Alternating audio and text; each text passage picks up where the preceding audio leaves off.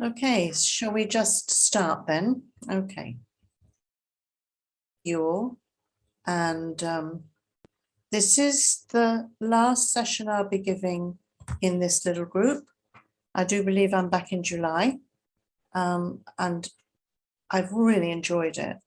I really like this format. And I wanted to complete the sessions on a more positive note than last week. I think I really put you through the mill last week with this suffering, even though we ended up with a positivity. So I thought I'd look at the kind of natural way of looking at therapy, which is this idea of healing. So we'll focus on that concept of healing and purification this week.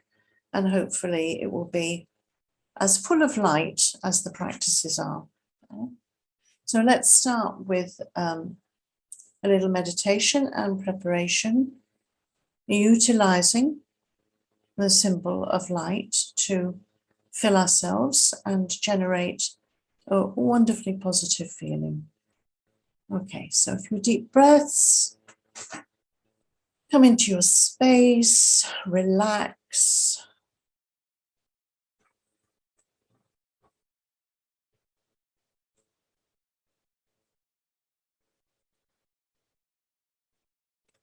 Fill your lungs and then let go of the tensions in your body.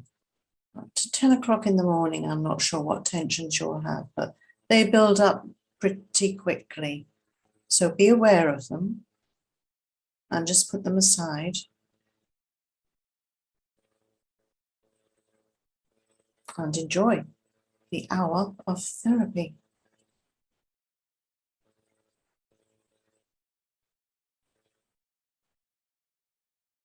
Now let's think of our motivation for coming to the session.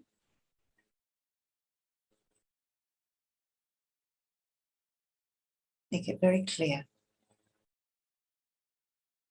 What is it you want to take away with you? And make sure that you do take that away.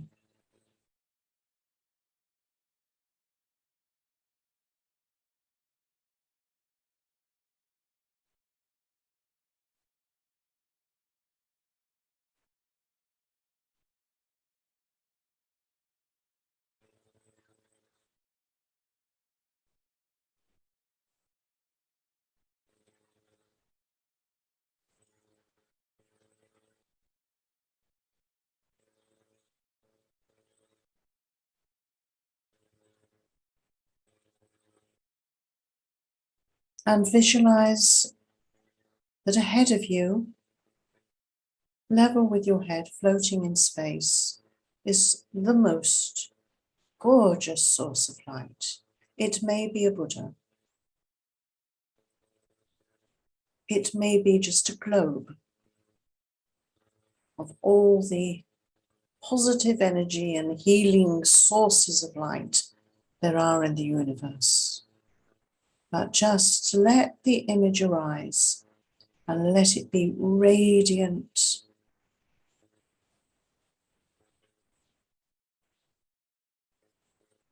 Gently in space, about 2 meters ahead of you, the same size as you. And if it is a Buddha, be that Tara or Jesus, then they're smiling at you, so happy to engage with you.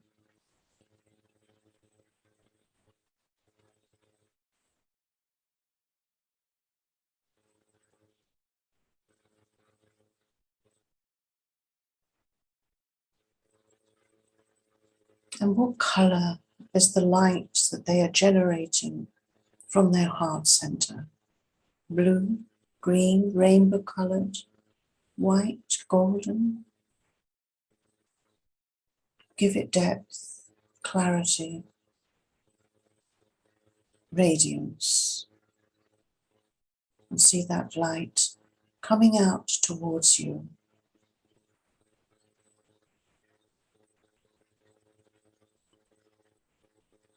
and with unbearable compassion, like you couldn't imagine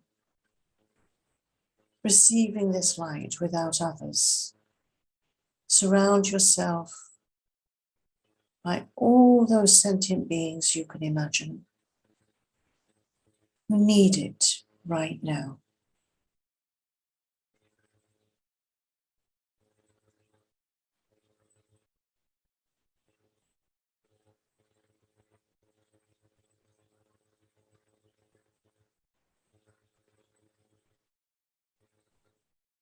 And visualize the light hits your foreheads, hits your throat chakra, hits your heart, and pours into you and absolutely fills you with bliss. You feel any tiredness, weariness, frustration, pain, aches, sadness, it all melts.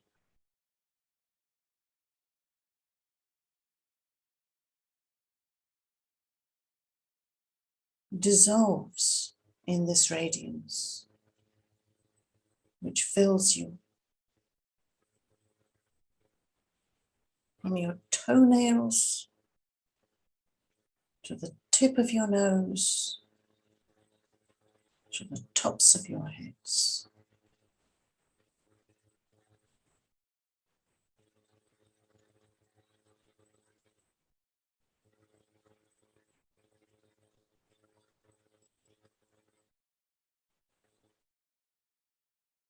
Purifying any contamination, destroying any delusion, healing all your suffering and that of others.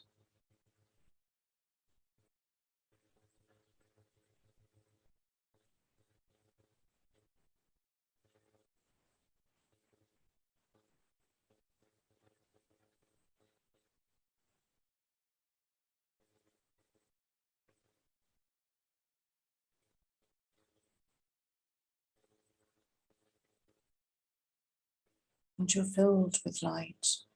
And then the source of light, still smiling and gleaming, floats to the top of your head, faces the same direction as you, and dissolves into even more intense light, coming down through the crown of your head to your heart and filling you with more intense bliss.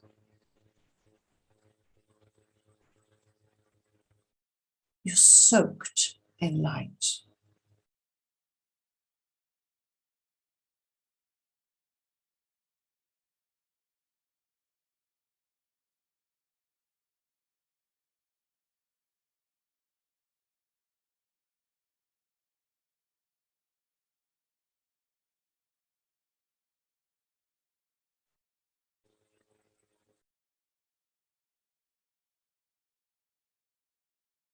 Enjoy. And enjoy that feeling as well, that there's no suffering.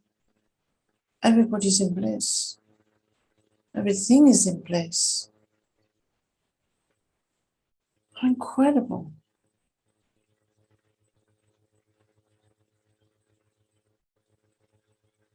And you've made it happen.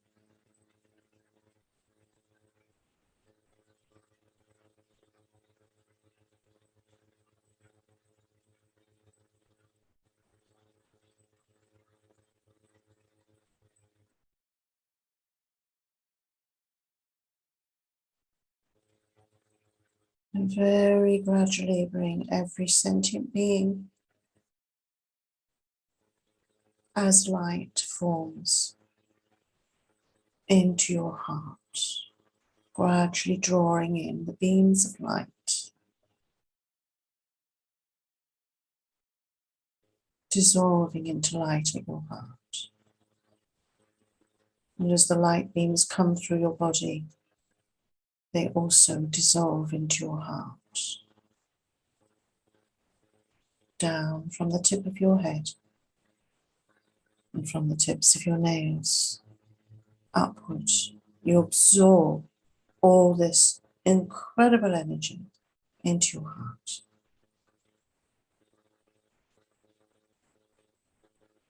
It's intense. So much joy, so much compassion. You're filled with emotion, the emotion of love and rejoicing, equanimity.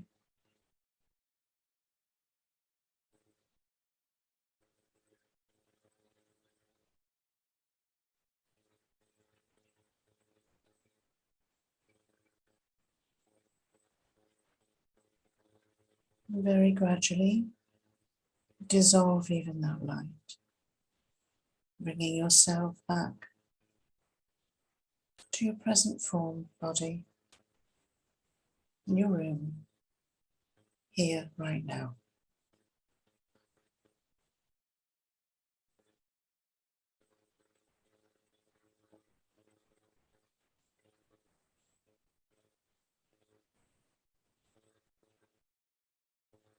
And when you're ready, end your meditation.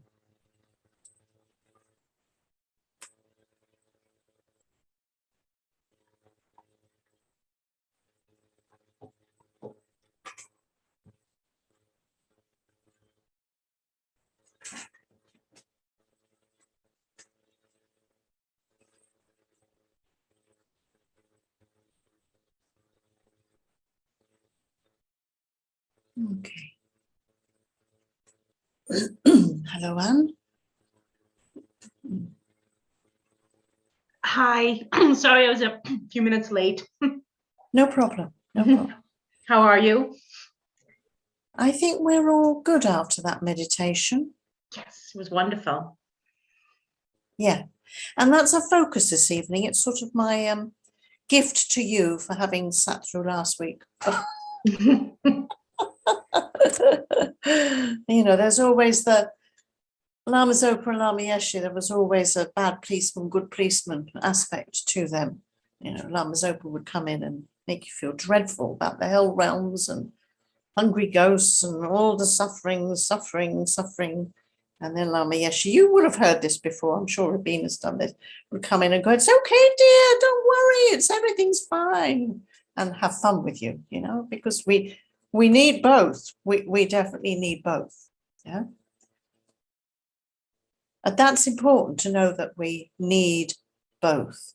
So I think be in a society where there's a lot of therapies around that focus on, I mentioned the term last week, kind of magical thinking, yeah, which I don't want to put anything down at all, but don't always have their feet in reality, yeah, sort of a denial that there are problems, a denial. If you just think like this, everything's fine, and it's almost like you're casting, you're building a wall, you know, and all the problems are there, and I'm going to just look up here because I can't actually cope with what's down there. Yeah, and Buddhism is seen as a very realistic psychology, not pessimistic and not optimistic, but really based in reality. And the purification aspect of Buddhism is enabling us to heal.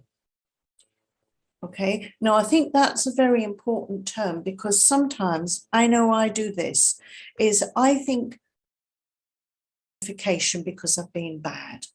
Yeah, so that's going back to the old Christian guilt thing. And we know we have negative karma through delusions, you know, on our consciousness. However, purification is about healing the source of the delusions, that ignorance, so that we can be more fully who we really are. We can nourish our Buddha nature and let that flourish in the world. Yeah. So that's my first premise, is that when we look at purification practices, to take care that when we're doing them, no matter whether they're just like that one, which is just, making us all feel lovely and connecting with compassion, or we're doing a serious practice like 100,000 prostrations, whatever they are purifying the consciousness through healing our minds of delusions. We mustn't forget that the Buddha was always seen as the doctor, and the Dharma the medicine, and the Sangha, the nurses who help administer that. So do remember that purification, don't get into a naughty me, I'm a bad person. That's a guilt trip. We don't want to get into guilt. And I think just that little change of perspective on purification enables us to feel much better, and also recognize that our natural minds, our nature is Buddha. We're just shedding all the stuff that we've accumulated through ignorance. Okay. So if we see purification as healing, then what is it we're healing? Yeah. So we know it's become your own therapist. So you go to the therapist because you've noticed that you can't manage, and you're sad, you're distressed, you're angry, you can't shift something that's in your mind. And the healing that you're given is really in the manner of mind training. Manage your delusions, point the finger inwards rather than outwards. And we need to do that to really destroy the roots, to really get at the roots of our problems. But as in any therapy, you also need kind of ointments and salves that take the pain away now. Yeah. Something that supports that deeper look at what the problems are. Otherwise, it's kind of self-torture. That's not what Buddhism is about. It's not self-torture. So recognize the nature of the mind for what it is. Recognize that there are delusions. Yes, work on them. Yes, understand all the psychology. But at the same time, sometimes we need a hit of love. We really need to kind of give ourselves a massage. Yeah. So we might be dealing with some real problems, and then if you go and have a massage, it kind of, the whole body, spirit, that whole entity feels better, so that you can look again at your issues. Otherwise, it's just self-flagellation. Yeah. So when we use purification methods, there are a variety of different ones. The one that we've just used is very common, and we often use it with different deities in Buddhism. And as I did with you there, I made it very secular, or a choice of which image works for you. It's got to work for you. Otherwise, you're not going to connect. If you don't believe in that image, then you won't be able to receive the light. Yeah. So I will talk about Buddhist deities, whereby we use deities like Vajrasattva. We use Tara. If we're ill, or if we have some obstacles to our life, we might use white Tara for long life. The medicine Buddha with the blue healing light, and all the different colored medicine Buddhas that we use. Or Vajrasattva, which is one that you would use in a prolonged retreat, where you use also a mantra. So let's look at some of those uses and how to bring them into our lives in a comfortable way. Yeah. So bearing in mind that we're living each day the way we do, and we're not necessarily going to go into a long retreat and take on something like 100,000 prostrations or 100,000 mantras.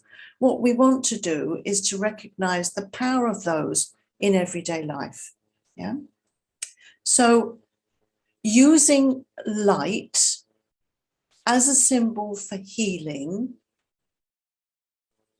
works deeply if you're using an idea of the deity. So each deity has their own mantra. And if you just say this mantra, you can't see that mantra coming out. But if you could see auras, if you had that kind of psychic ability, you could see the actual letters coming out, which can be directed outwards to protect you, So let's, for instance, recently I've been, and I still am, engaged in leading Green Tara, 21 Taras on every Sunday evening for world peace through Jamyang Leeds Buddhist Center. And we've been looking at some of the definitions, the meaning of the mantras. So if we're looking at Ontaretu Tareture Soha, we say the mantra, and a lot of the time we don't know what we're talking about, but we have faith that by saying that mantra, by repeating that mantra, there's some kind of protection going on. Now, Green Tara protects from fear. 21 Taras, whatever their color is, they all relate to different kinds of fears, the 8 external fears and the 8 internal fears. And the externals are things like, we might be afraid of water and drowning. And that actually the inner one, I think, is doubt. Yes, it is. Just checking here. Now, if we are afraid of thieves, or thieves enter our lives, they enter our property, then it does help to kind of think, oh, jealousy, envy, is anything like, wanting other people's things, something on your consciousness. So there's drowning, doubt, fire, lust, thieves, envy, lions, greed, elephants, pride, prison, delusions, spirits, being afraid of ghosts, mistaken ways of seeing things, views, and snakes, hatred.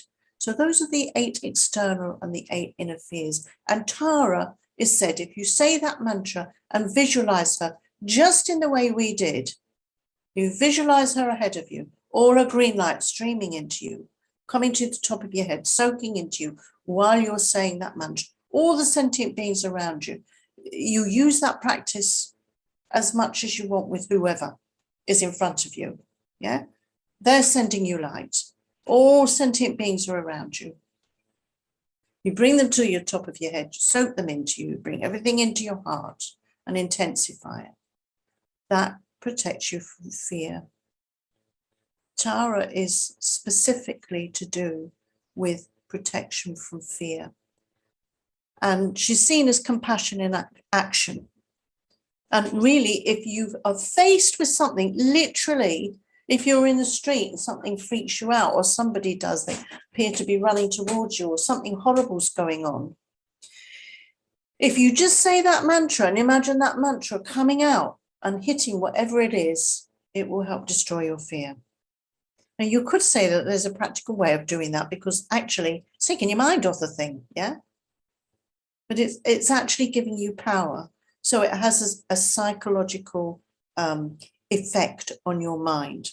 Now, the meaning of Omtare Tutare Ture Soha, this, I'm just doing one this time because it's just out of interest to see that each deity will have their own specific methods for enabling us to purify, to heal, if it's medicine Buddha, to help with obstacles in life. They each have their own jobs, right? So with Tara, Om refers to Tara's purified Buddha speech and mind. body, speech, and mind, through which she is able to deliver. So she is able to deliver this protection through her purified body, speech, and mind. Om. You start any mantra with that.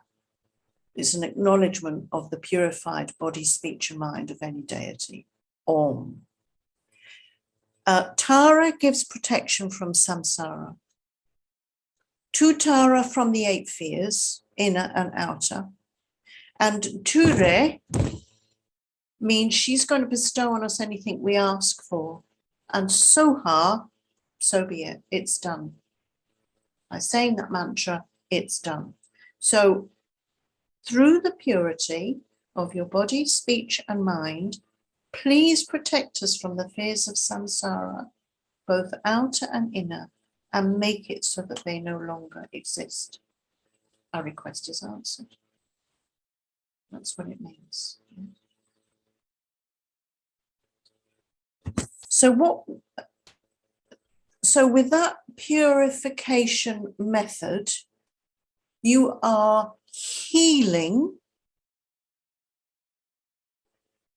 fear and anxiety that you have. You are purifying, if you want to see the other side of it, you are purifying the mind of ignorance that doesn't see the emptiness. Yeah? Because emptiness itself, understanding the way, the interdependent way things exist, and that we don't inherently exist from our own side, that purifies the mind as well. And it also heals the mind, because when we see the emptiness of a situation, of a problem, we are immediately destroying ignorance and destroying the causes for suffering. So emptiness itself is purification of the mind. So anytime you think of emptiness, and we should think of it every day, whether you're watching TV or you're reading a book, or you're walking down the street, or you're even doing your meditation. I am in the nature of emptiness. This is in the nature of emptiness. This does not exist the way I think it does. I do not inherently exist. Whatever it is you want to say, that is healing and purifying. That's the point I want to make. They go together. Yeah. Guilt is a negative a negative aspect of low self-esteem. We do not want to encourage guilt, which thinks that we are impure and dirty and have done a lot of horrible stuff. That's not the nature of Buddhism. And in that way, that's practical magic, isn't it? But rooted in reality. Because we know that, no mud, no lotus. So our heart, that lotus is going to grow through our understanding about our delusions. Okay, so, right.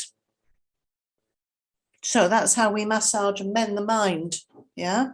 That's one of the ways we just feel good, by using light, by using mantra, and by recognizing the emptiness of everything. Yeah. So, excuse me, I'm a little bit dry here. I've got an itch coming up.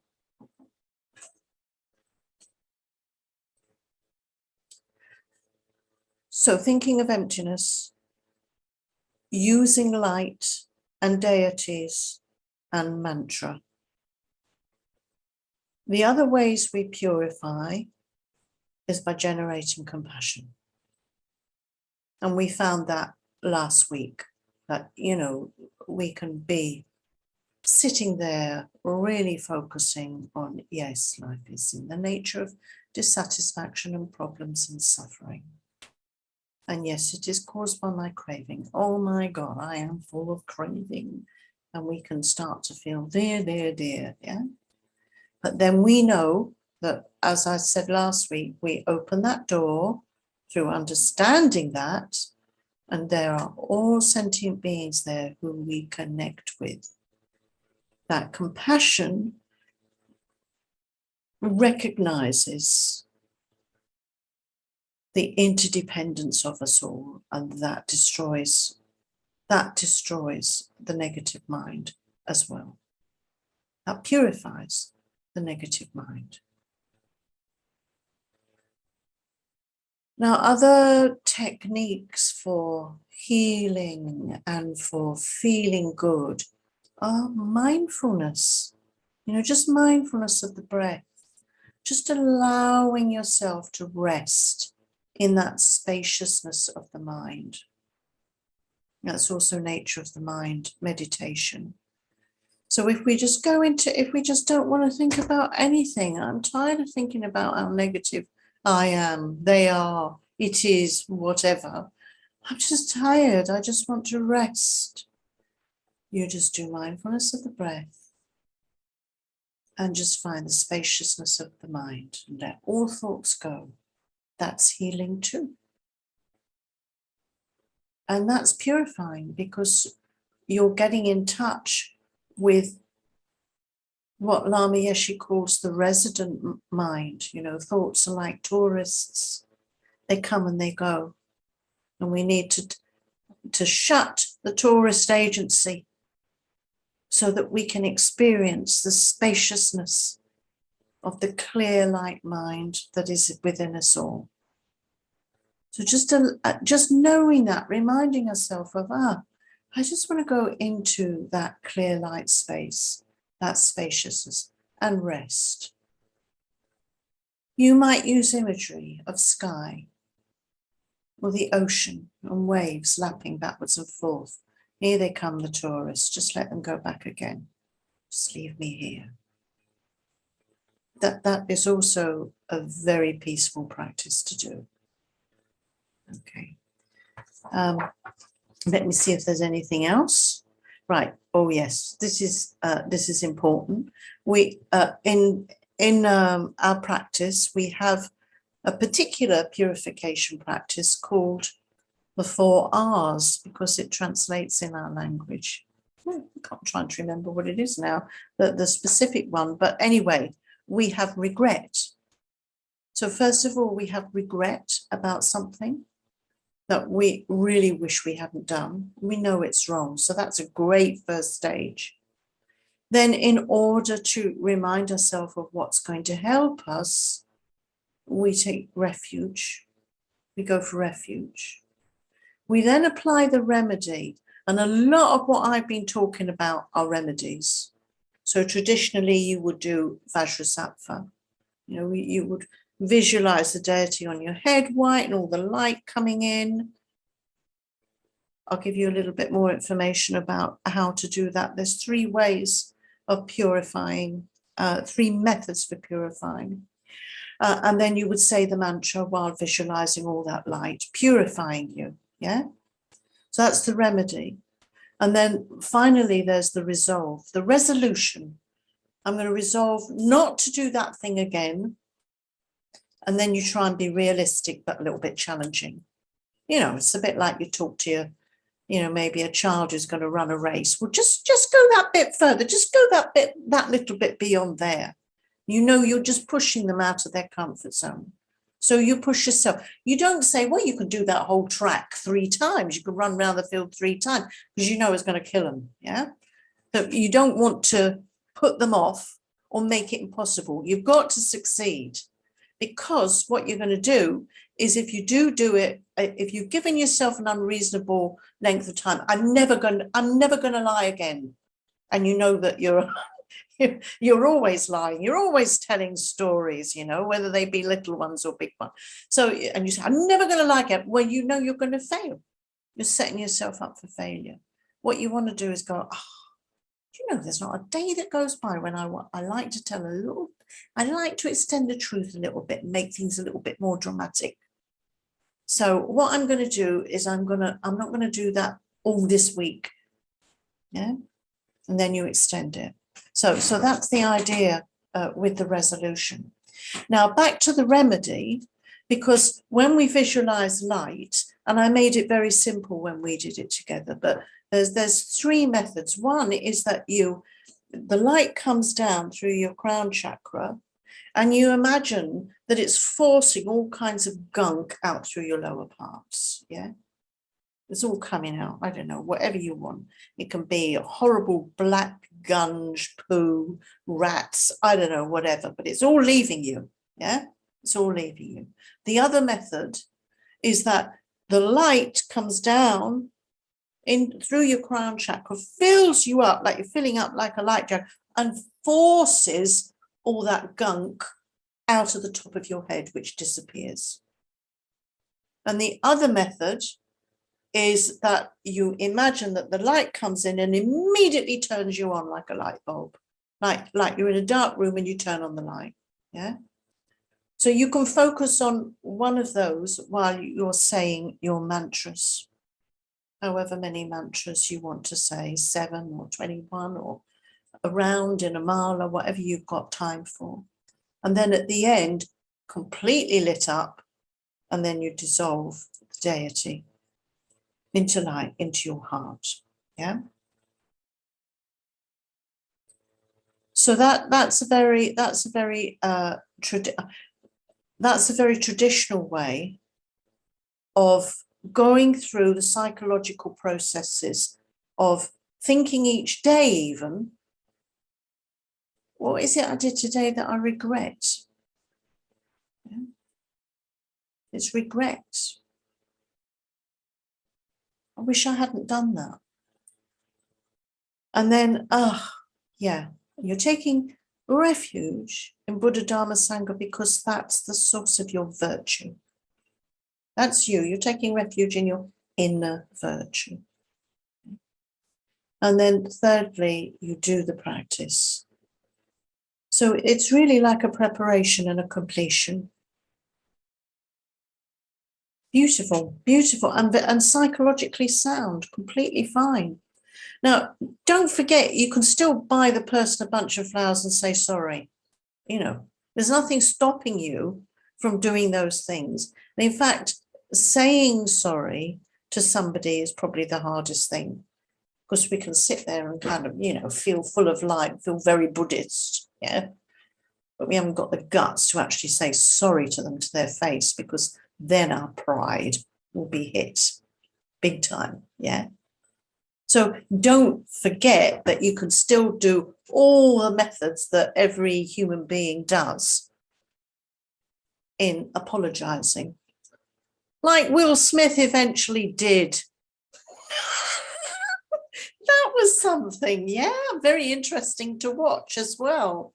Not just what he did, but also to watch the story unfold, because I believe he has finally apologized to, is it Chris Rock? I don't even know who he is, but anyway, you guys know him. So, that it's tough. At first, he wanted to acknowledge the pain. This is what we have to go through. Take all this shit. He felt really sad, really unhappy. And then afterwards, kind of, well, we don't know. We don't know the motivation, do we? Is it because he doesn't want to give his Oscar back? Or does he genuinely think, dear God, what did I do? I don't know. Anyway, I'm not judging the man. I'm just saying how difficult it is to say sorry to somebody. Yeah. And with the right motivation. And that was a perfect example last night, which has caused a bit of a, hoo-ha, because at least he did recognize it, and for whatever reason. And we know that there are people around, we've got Mr. Putin at the other end of the spectrum, who does not think he's done anything wrong. The total delusion of how many beings he's causing suffering to. It's not a problem. Has not done wrong. So there we can see the spectrum of human behavior and the nature of our delusions. So really, where we're at is a good place. You know, we understand what's going on, and we're really using these techniques to heal what we've done in the past when we didn't know what we were doing.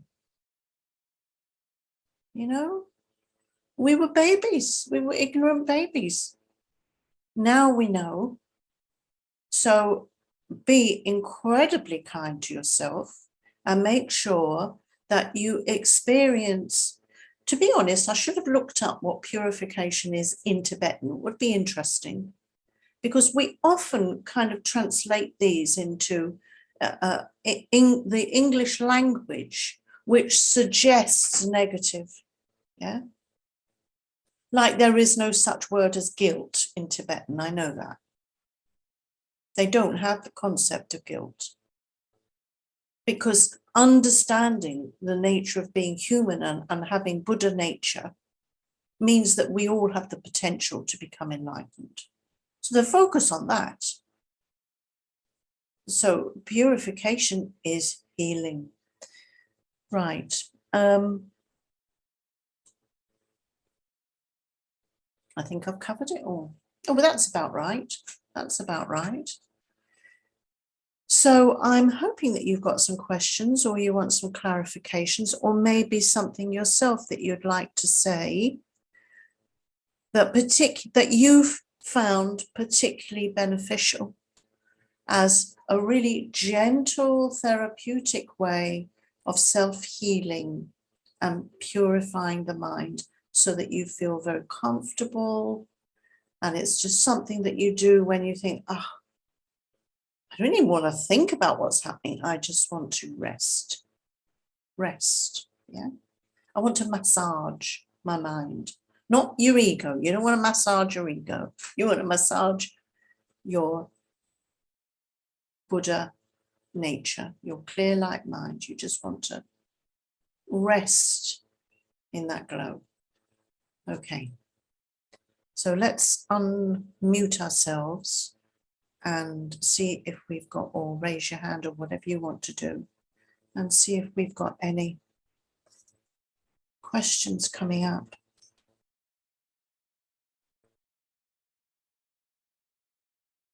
All sitting there looking thoughtful.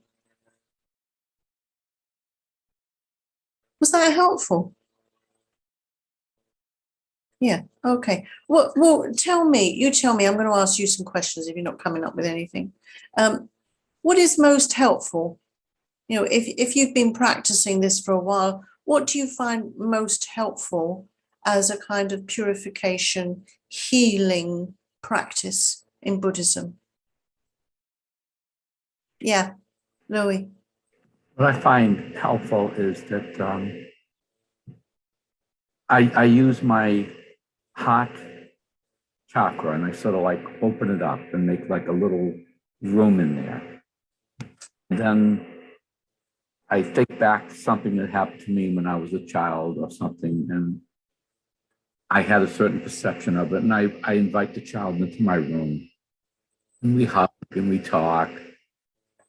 And I try to heal it that way. Nice.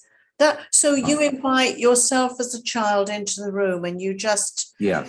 Mm-hmm. Is it you as the wise aspect and the child as the ego, or I don't make it that specific. No. I know that there's this part of me that's hurting. Yes. Can't get at it mentally, but by using that visualization, it gives me the opportunity to hug it out. Nice. That's lovely. That's really lovely. And although it's not specifically Buddhist, it matches the psychology. Yeah. And that as Western and developing Buddhism, with our kind of symbolism and in our lifestyle, I think is really important. And I myself have done that. I recognize this child and I talk to her. Yeah, I talk to her. Really lovely. Thank you for that, Louis. Anybody else up there? techniques that they like? Brian. Actually, it's an observation, and also I'd like to get your input to see what you think. You know, we all have days where we're very either stressed out or anxious or worried something really serious has happened. And then, you know, you sit down on your cushion and you want to meditate and be peaceful. But sometimes it's just so overwhelming that you give it 5 minutes, you give it 10 minutes. And it just, at that point, you have to, I think, sometimes just get on with your life and maybe come back to it that day, and to not feel guilty about not being able to just do your practice or relax. And I'm sure it happens to many people, but I think a lot of us feel that if you've been practicing for a while, that this is bad. Like, why can't I just relax? And so that's just an observation I've found, but sometimes it's difficult. Well, you know, if you go into long retreat, you have to, as much as possible, sort everything out. Any disputes, any issues, whatever's going on, you leave them behind, so there's nothing to worry about and your mind is clear. Now, the issue that we have as lay practitioners is that we're constantly being stimulated through our senses, and therefore the mind fills up. So it's extremely difficult sometimes for us to turn off. Now, if they've been pleasant, or, you know, they're just kind of neutral experiences, then it's not a problem. But if there's a problem, then we go back to it. So it's completely normal, and no, we should not feel guilty about it, because actually meditation can help us analyze when we're in a situation like that. And probably analytical meditation is most helpful. So you're actually going, well, he said that, or what I haven't taken into account is blah, blah. And what if I'm being a bit paranoid? I know I tend to be a bit. So you could kind of allow your thoughts, but it's more focused and directed. So you're not going all over the place, creating confusion. You're actually focusing your attention on the problem, yeah? Or what has upset you and why. And then once you've got that, then you can do a bit of mindfulness of the breath or light, and you will feel like you've kind of not necessarily solved it, but resolved some confusion. So definitely for me, I totally get where you're coming from. You know, we are not in retreat where we're trying to develop shamatha, you know, because we're carrying all this stuff in our heads. And really specifically, you know, if you, Alan Wallace in Genuine Happiness, he says, well, before you go into retreat, you know, settle your disputes, make sure you've told people that you love them, make sure they know where you are, what to do, you just sort yourself out so you can go in with a clear mind. Yeah. So, yeah, analytical is useful. And you might not even want to do that sitting down. You might want to go for a walk and do that, but you focus. It is, you are meditating, because you're not just going, oh, well, and then she said this to me, and that made me feel sad, and I wanted so, but you really direct, because you have learned through mindful practice to have a level of concentration that can get to the root of your issue. Then it's beneficial. Then you can have a beer. Gin and tonic for me, but you know. Yeah, thank you. Really useful point for us, I think. Yeah. Okay. Does that help? Yeah, good. Okay. Anybody else? I don't know whether we're all just very happy, or whether we're or whether I talk so much you're sitting there going, whoa, there's a lot to take in. Oh dear. So as long as there's no questions, then and there's clarity there, then maybe we can just do a little bit of meditation at the end. Yeah, it's gone 10 to now. And I know you've been sharing some of the materials, but I thought to end with the prayer of blessings, which is very appropriate for kind of giving yourself that lovely hug, and just taking care of yourself. And then finally, just the last verse of Shantideva's dedication. But what I'll do is I'll say the words in such a way that you can say the line after me, in your space. So we're all saying it. We don't need to say it at the same time. So let's just enjoy absorbing some of this. And I asked you at the beginning to check that you were going to take away what you needed. So just think to yourself, what was particularly helpful for me that I'm going to use or remember? Sometimes we just forget and we think, oh, I haven't done that for ages and that really works for me. So be clear.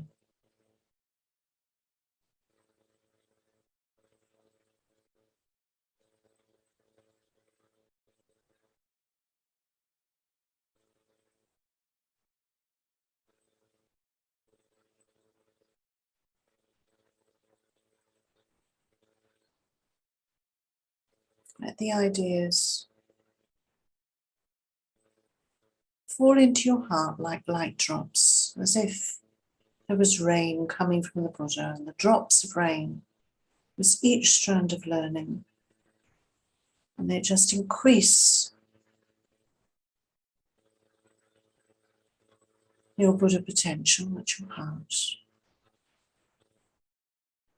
That lovely child that you were is sitting there in meditation, completely happy, satisfied.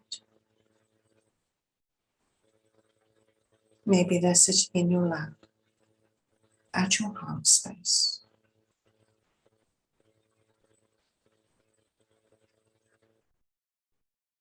Maybe you are sitting in the lap of your future self, even wiser, even more compassionate.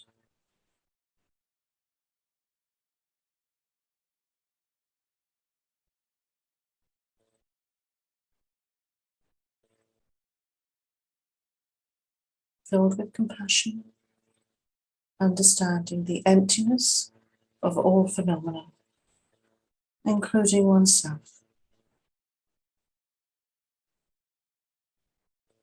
Everything dependently arising from one previous cause to the next, streaming.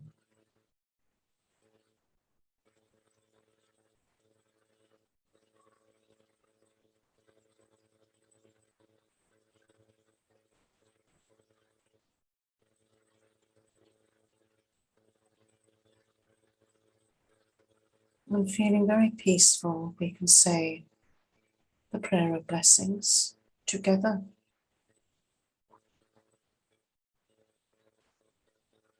May I be at peace. May my heart remain open. May I awaken to the light of my own true nature.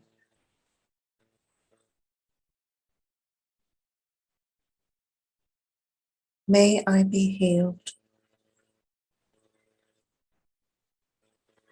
May I be a source of healing for all sentient beings.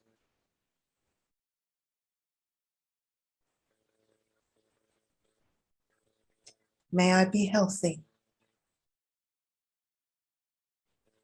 May I be happy. May I be at ease.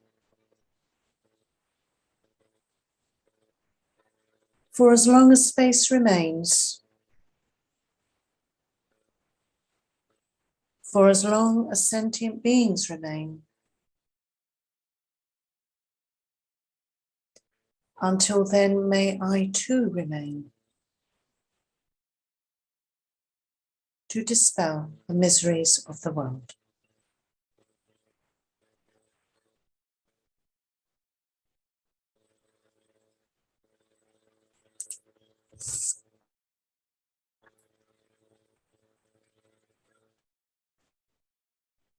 Thank you.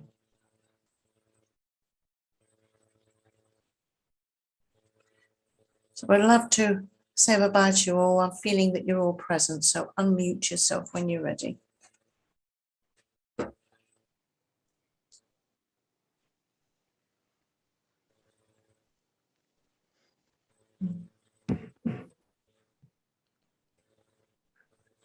Thank you. Thank you. It's been so powerful for me. Thank you so much. I've loved it. Thank you. Thank you, Thank Ondy. you, Anna. Thank you, Louisa. Thank you. It's been wonderful. Very Thank you so wonderful. much. It's Pass it. been so enjoyable for me. I've loved meeting you all. Isn't it amazing? Isn't Zoom amazing? Yeah. And I'm back in July. I know that for this kind of session. So hopefully see you again. May you have a lovely summer.